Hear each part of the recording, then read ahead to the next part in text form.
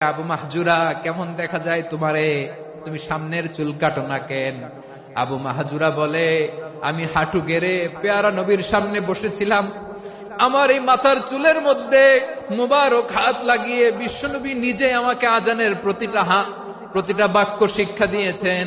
বিশ্বনবীর মুবারক হাত, পবিত্র হাত আমার মাথার চুলের যে জায়গায় লেগেছে, আমি চাই ওই চুলগুলা নিয়ে আমি আমার কবরের ভিতরে যাব।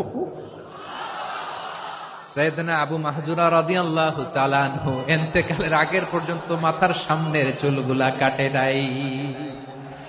আজারি সাহেবের আগমন আদ-দ্বীন ফাউন্ডেশনের পক্ষ থেকে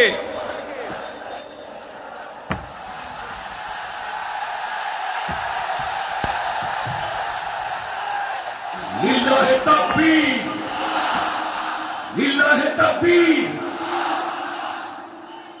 মিজান ভাইয়ের আগমন, শুভেচ্ছা স্বাগতম।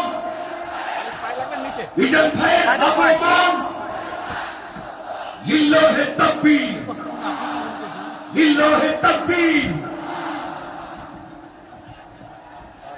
সম্মানিত হাজিরিন, আপনারা ভালো আছেন সবাই? শীতে কষ্ট হচ্ছে না? মাশাআল্লাহ। 3 দিন ব্যাপী তাফসীরুল কোরআনের প্রোগ্রামের সমাপনী রজনী আজকে। আমি খুব লম্বা সময় নিব না, এটা তো আমার বিভাগীয় প্রোগ্রাম, খুলনা বিভাগের প্রোগ্রাম পেয়ে গেছে যশোর। মাশাআল্লাহ, 9টা প্যান্ডেল আছে, এখানে ধাক্কাধাক্কির কোনো মানে হয় না। তোমরা ধাক্কাধাক্কি করবা, এই জন্য প্যান্ডেল করা হয় নাই 9টা। বসো, কোনো কথা নাই। অনেক আলোচনা হয়েছে 3 দিন ব্যাপী। দেশ বরেণ্য প্রথিতযশা ওলামায়ে হযরতের মুখে আপনারা অসংখ্য কথা শুনেছেন। আমলের জন্য এগুলোই যথেষ্ট, নতুন করে আমার বলার কিছুর দরকার নাই। নতুন করে উপস্থাপনের মতো বলার মতো আমার কাছে কিছু নাইও।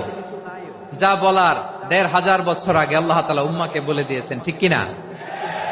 এমন কিতাব দান করেছে যে কিতাবে ভুল নাই, যতই পড়ি